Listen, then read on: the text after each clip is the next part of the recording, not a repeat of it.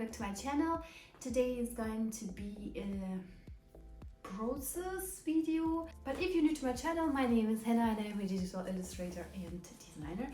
So last year I shared a quick TikTok video for one of my illustrations, for this one, and it got like almost 1,000 views, which I was pretty excited about, because you know it's not common for a starting illustrator to have that much views on social media. But yeah, so I decided to share the process of creating this art piece with you. And this will be a cool transition or not. So here I'm cleaning up my thumbnail.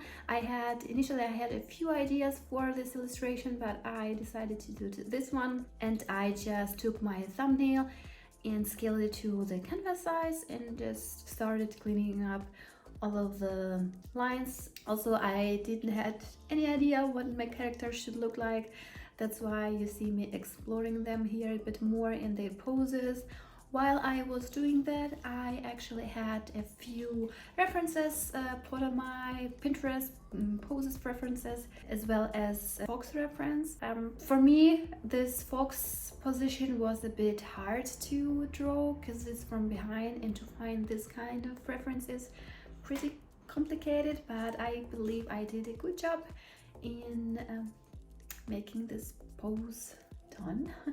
So basically I'm just figuring out what elements I should put in this illustration, what light I want to have, and so on. And when I figure out all the basics forms, as you see me now, I'm going deeper into the face expressions of the girls. I also didn't have an idea what they should wear. That's why I was like going through a lot of different photos to find the perfect image that I really like to use as a reference.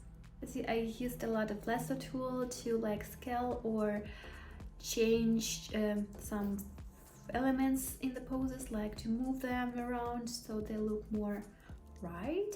I would do this a lot in my process. I often would use another color for my characters in Sketch than for my background, just because I need them to be like a contrast so I could see them better while I'm working later on.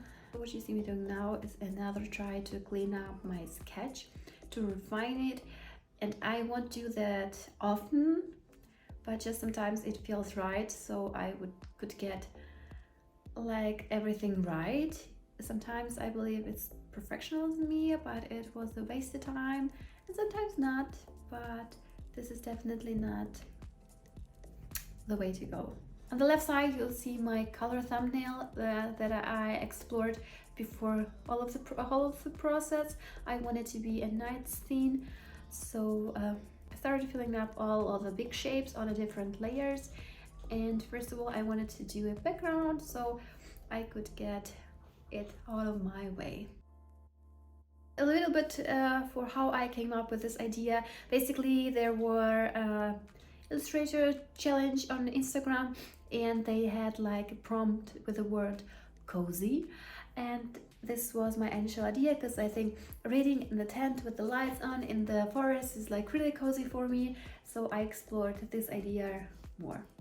It's not the way I usually work, but I do all of the background first, or all of the elements before I go to the characters.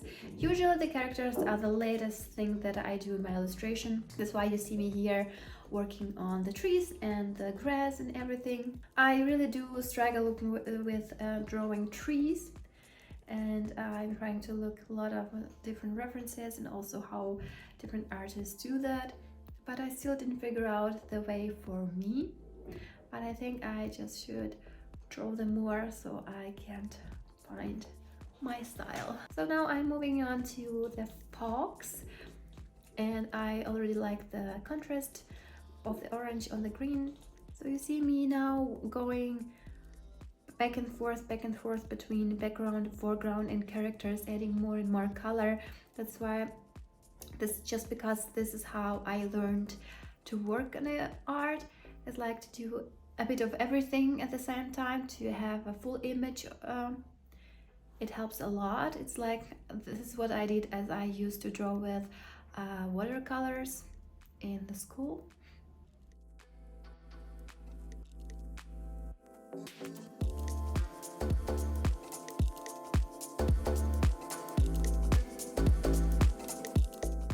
Well, it looks really fast adding all of the patterns to the cushions.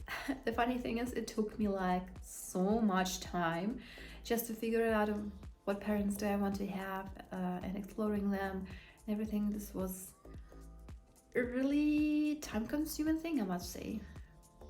Also figuring out the colors, whether I like them together or not. But looking back at that, I think I did an okay job.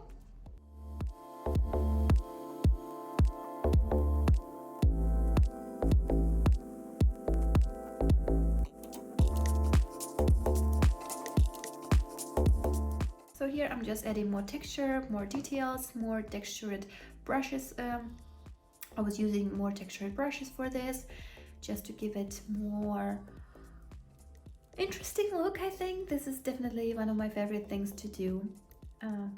Also, if you're interested in what brushes I usually use, I have a video on it, and it didn't change since then, so I use almost the same brushes up until now.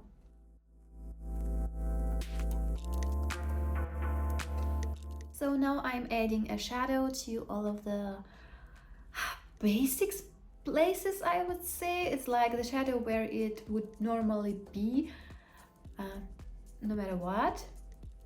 So just to give it a form and like a real like feeling. So I'm going back and forth to on the tent, under the tent, and overall to giving back and here and there shadows. What I like to do, I like to use a few layers of shadow and going darker and darker on each.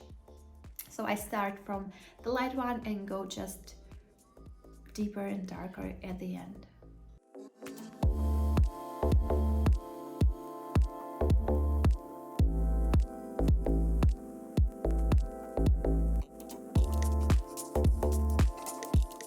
So why you're probably wondering it went dark at all of the same times, this is just because it is a night scene. I added a multiply layer and added a darker color to make it feel like it's night, and afterwards I would add more light to it, like light to the lantern, light inside of the tent, and using all of the different layer settings and adding more and more light details like reflected light inside of the tent, and blurring then I blurred the fox on the foreground and added more reflected light on the trees and in the tent. And this is what I basically am doing, back and forth, trying to figure out what feels nicer.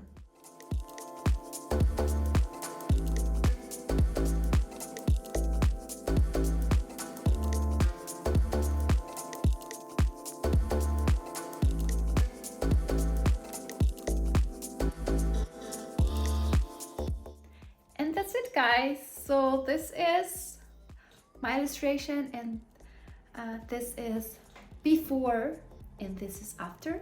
And that's it, guys. I wanted to be a quick process video, and I think we did it. If you have any questions, please feel free to ask them in the comments below, and hit the subscribe button. See you later. Bye.